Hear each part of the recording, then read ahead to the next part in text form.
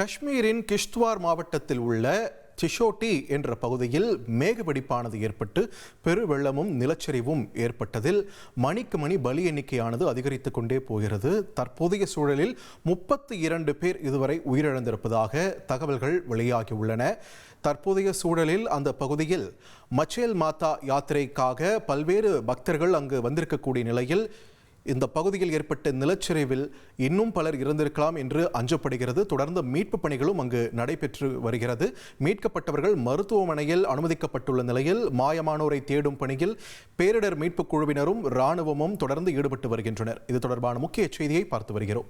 உங்கள் தந்திவன் தொலைக்காட்சியில் திருவாய் மலர்வாய் திங்கள்தோறும் இரவு 8 மணிக்கு காண தவறாதீர்கள்.